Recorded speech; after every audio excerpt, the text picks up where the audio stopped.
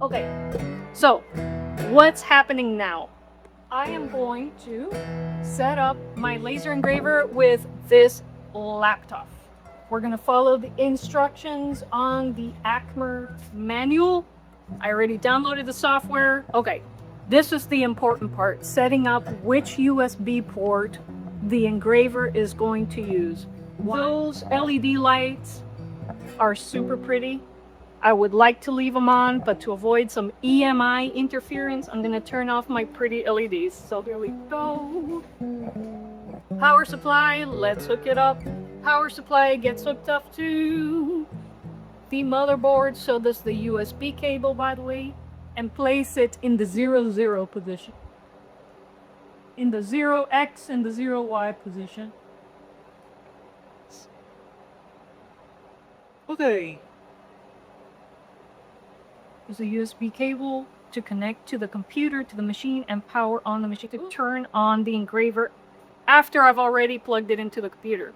Let's just follow the sequence it wants. With these type of machines, you want to follow the sequence. There might be a reason for doing things in a certain order. I zeroed out the machine. It's plugged into the wall. It is currently off. Plugging in my USB. Now I have to decide which USB port on my computer will be assigned permanently to the laser engraver. Let's use this one here.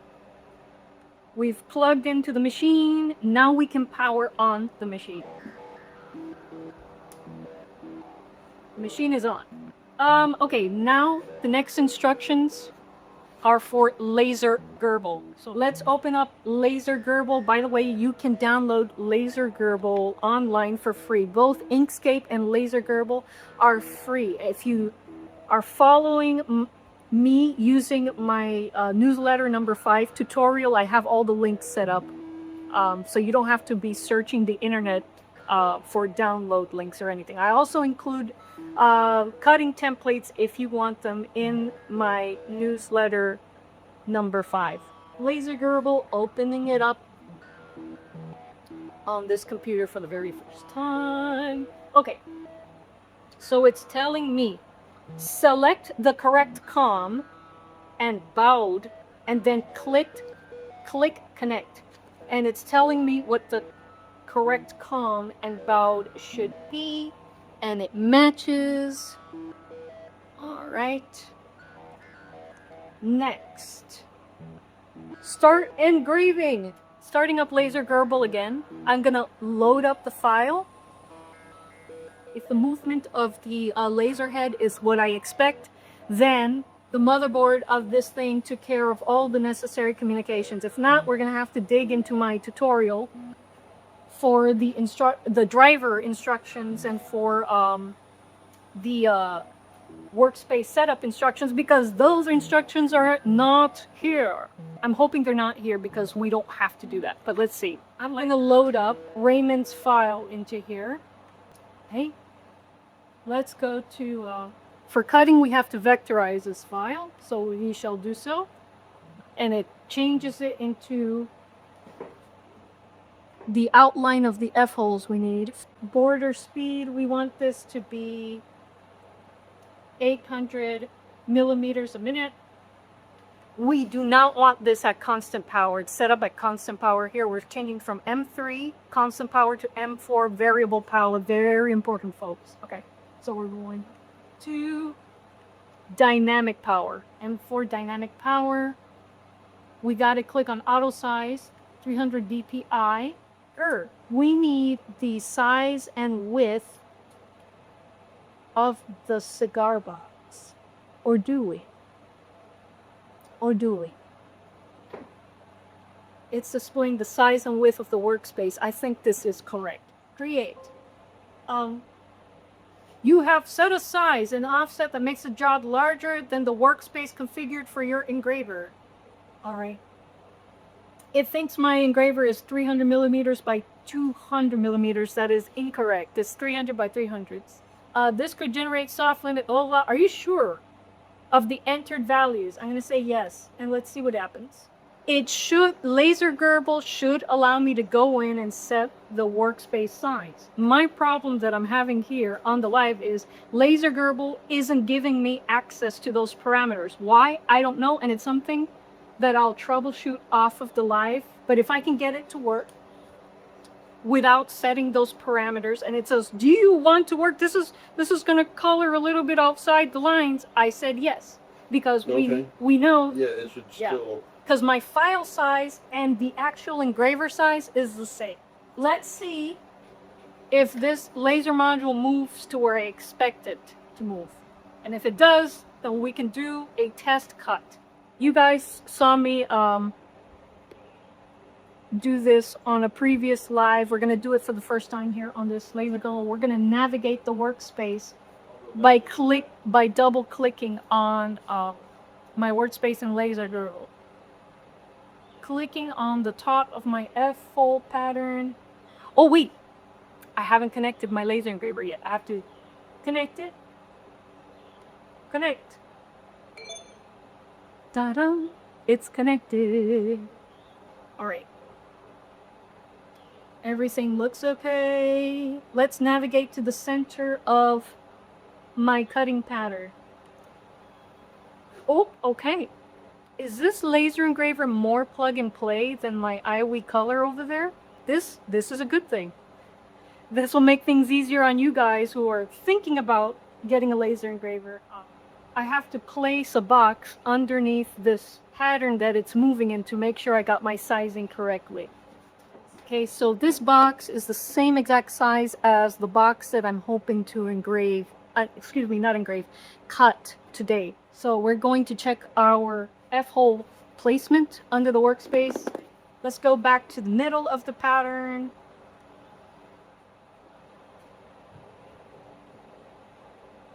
I'm going to navigate to the leftmost point on my pattern. Double click on the LaserGRBL interface. And I'm going to put on my safety goggles and check to see if the laser is hitting where I need it to hit. So, go. Okay. If we scooch this over.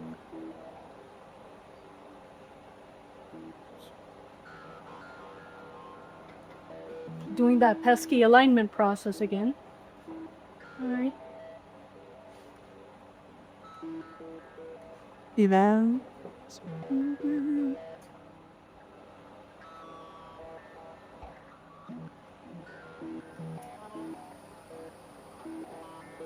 Reach it. Carefully scooch it over.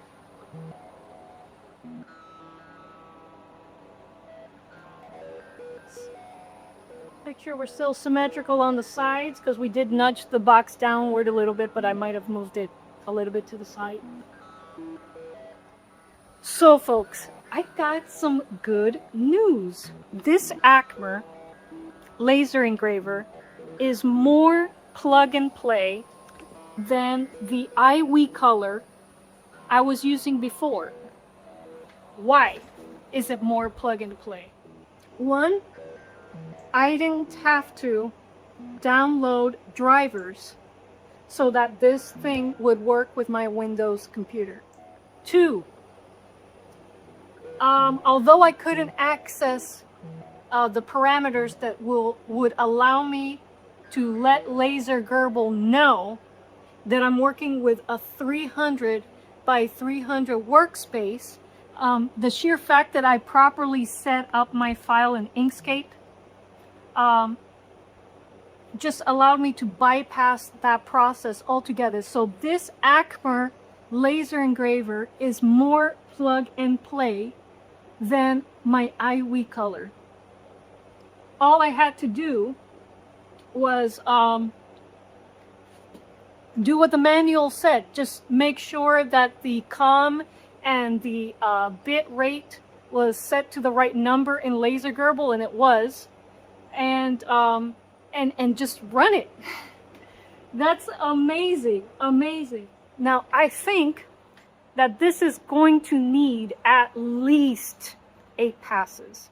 And something else that we'll be able to check with this laser engraver, does it like to misalign itself. You see my iWeak color over here, and I've been able to do a lot of beautiful things on the iWeak color.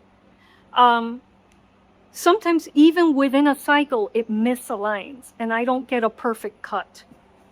I get overlaps. So let's see if the alignment mechanisms on this machine work better.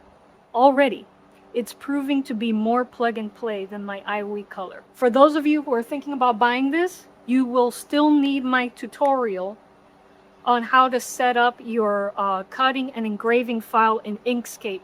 The sizing of your workspace inside of Inkscape and the DPI setting inside of Inkscape is very important for project alignment. My tutorial is free. It's available in my 5th newsletter. You can just sign up for my newsletter. In the confirmation email, you'll get access to my latest newsletter, but within that newsletter, there is a newsletter archive. Go to newsletter number 5 and you'll read my tutorial, and you get all the step-by-step procedures on how to set up your file in Inkscape before you bring it into LaserGRBL. Let's start this test cut. I'm very excited. I'm super excited. I'm putting on my safety goggles because I'm all about not going blind. Okay, here we go. There we go. Don't go to sleep, computer. How can you go to sleep?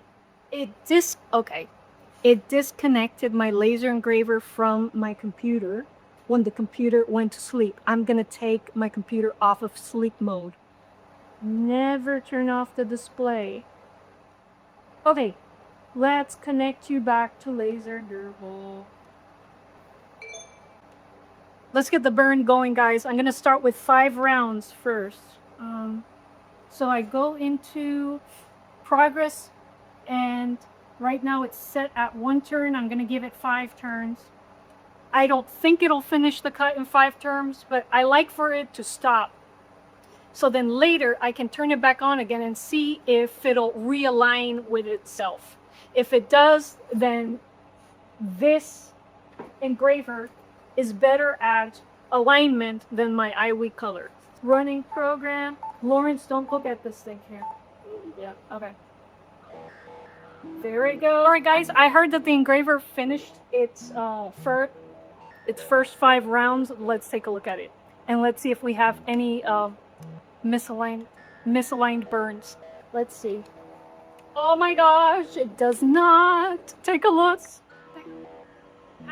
What I am happy about is that during the process of performing these 5 cycles, it did not misalign. Now we're gonna start another 5 cycles. And let's see if in the process of starting this new cycle, it misaligns. Because that's usually when my misalignments happen on my iWeak color. When I start a brand new cycle, it starts off in a place that's close to where the other one started, but not exactly. And if it doesn't, wow. Let's start another cycle, folks. I'm excited. Let's do another 5. Oh my gosh, let's move it back to the middle. Looking at it, it doesn't look like it's misaligned. Let's start another 5. I got my goggles on, it's gonna beep at me. Oh, okay, let's see. All right. Oh, folks. I see a tiny bit of misalignment. Okay, I'm gonna stop the job. Stop the job, stop the job. Stop. I stopped the current job because there is misalignment. Let me show you. So you see the tiny bit of overlap in the pattern? That means that it didn't start cutting exactly where it started cutting before. So between every cycle, you have to realign. You want every cycle to overlap over the same space over and over again, so you make progress cutting. Conclusion. To be extra clear, when it comes to setting up the laser engraver, it is more plug and play because 1, you don't have to download drivers and install drivers onto your computer. So that's good. 2, You don't have to go into the GRBL code to set up the workspace with your laser engraver. If you set up your file properly in Inkscape, you're golden. You'll be able to align your burn as we have done with the process that I showed you guys how to use 2 streams ago. Now, where it's similar to my other engraver, it doesn't perfectly align every cycle. So if, for example, you set this to carve for 5 cycles, it carved perfectly for the first 5 cycles, but when I restarted another 5 cycles, it wasn't exactly aligned with the first cut. So in between every cycle, I have to check my alignment. Is it better than my first laser engraver? Yes. Is it still a budget laser engraver? And you have to check your alignment in between cycles? Yes, you have to do it. All right, so let's get it to cut on my original line. Let's do it.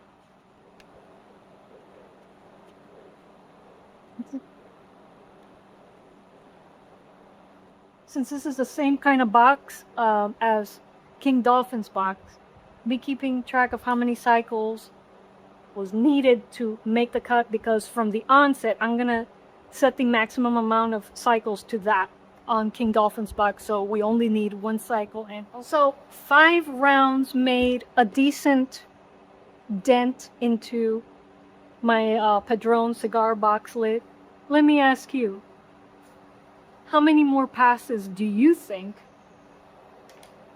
I'll need to clear the box entirely? Oh, Sandra says 12. Let's go with Sandra. Let's go with 12 cycles.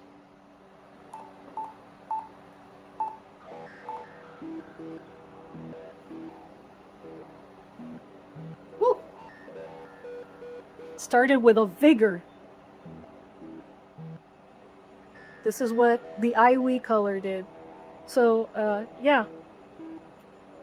So I'll leave that guy set up for engraving. And while it's engraving, I'm cutting on this side with, look at that thing go. So let's see what the engraver has done. Folks, that dug in pretty deep. Let's check to see if I can pop out those F-holes. If I can't, then I have to realign it again and do another run. I'm gonna carefully tap on the edges of my F-hole with the thin part of my scissors, and it's not ready yet. 5 plus 12 is not enough. We need more. So in total, we've run this for 17 cycles. 17 cycles at 800 millimeters per second is not enough. So we're gonna check alignment again. We have to, folks. We have to check alignment again. And then we'll start it up for 17 cycles didn't do it. How many more cycles do you think it needs? Let me. Okay, I think we are aligned. Let me just check one more spot. Shall we live dangerously and go for 42? Let's give it -10. Let's say 32. We're going for 32 rounds, folks. Here we go.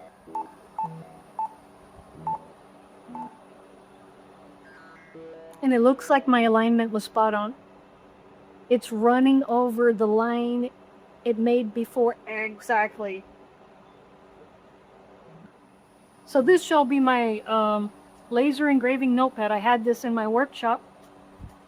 It's a congratulatory card I got from Tom from the Cherry Blossom Studios, and he sent me a few goodies with this. Some handmade picks, hand punched out picks, and a guitar multi-wrench that I have just on in my tool area over there. I'll use this as my little engraver notebook. So, for my ACMER cut settings, ACMER cutting settings, so we're at 800 millimeters per second.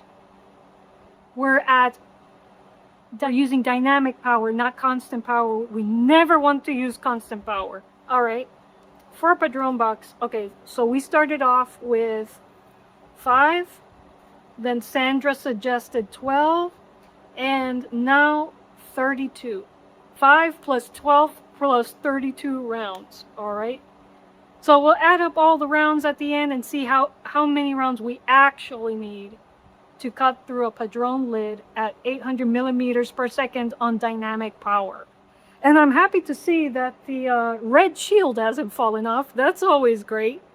So it seems like the magnets on this thing are more secure than the magnets that came with shield on my other machine. I secured the shield, the red shield on my other machine with copper wire. I do have a video about that in my laser engraving for cigar box guitar playlist. So if you guys, it's on cycle 18 right now. Mind you, it's counting backwards. So it's made quite a few rounds without misalignment. This is a good thing. I'm really liking this ACMER. Oh, progress report. We are on cut number 2, folks. We're almost done. And then we could check the depth of the cut and see if we're ready to carve. Let's check the depth of the cut, and let's see if we can run this machine on Raymond's box. We are done. 49 is the number of rounds we need for Raymond's box. These are the settings I'm going to use on Raymond's box. Okay, 800 millimeters per second, M4 dynamic power, and 49 rounds. Before we cut into Raymond's box, let's finish this one. We can punch out our F-holes now. If I need a tiny bit more support, I'll use these, but I usually could just punch them out with my scissors when I've made enough rounds. This takes a little bit of patience, but you know, we've waited a long time for this to carve out, so we want to be gentle with it so that we don't change its shape.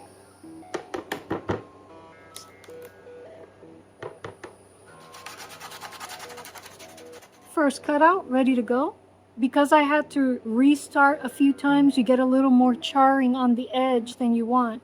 But with Raymond's box, since I'm just going to run it 49 times, you won't get so much charring on the side.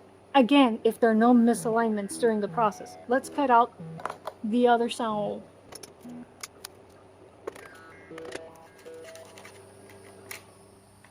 Now remember, this is a little more charred than what I wanted because there was a little tiny bit of misalignment between the rounds. But since we know how many rounds we need to cut through a padrone box, there shouldn't be so much charring on the side here with Raymond's box. Folks, shall we venture to cut Raymond's box right now?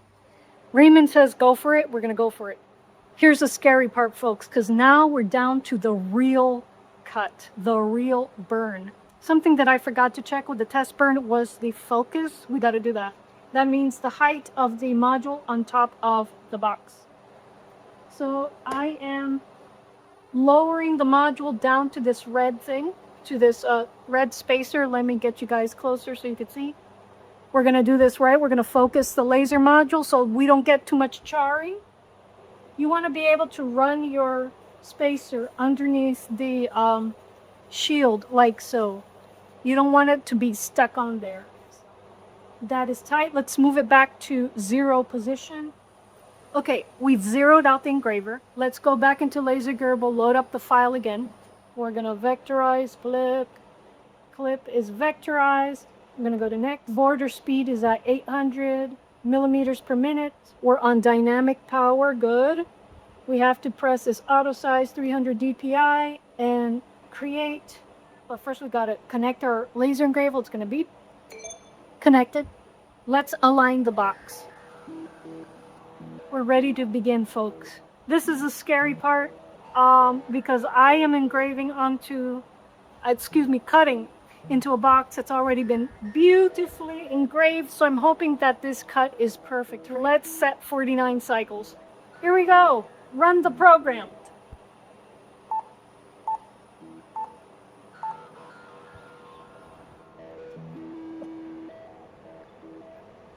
No misalignment so far. Right now, it's totally out of my hands. If I don't nudge the workbench or anything, it should be fine. because we're not restarting any cycles. We set the right amount of cycles we need for a cut. So, whew, this is high stakes stuff. Yes, it is.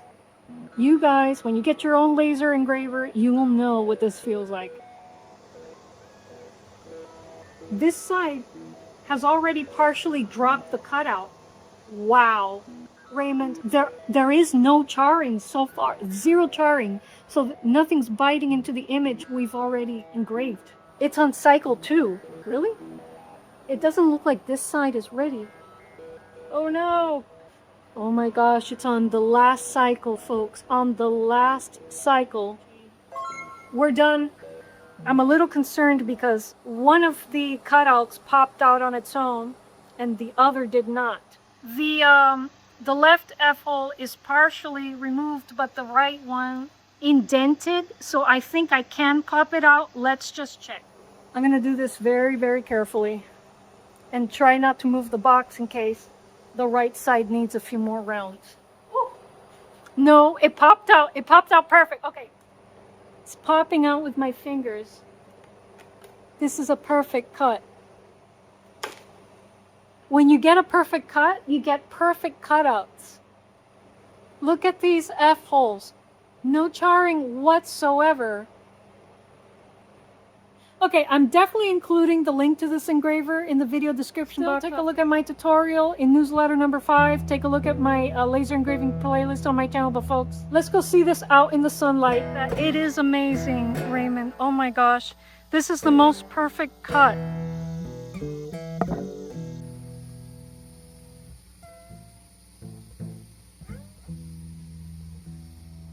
Well, folks, this has been an incredibly illuminating and exciting session in the workshop with my new laser engraver. Thanks for joining me today. I really appreciate you guys being here. And wow, I'll see you in the next video. Chaito.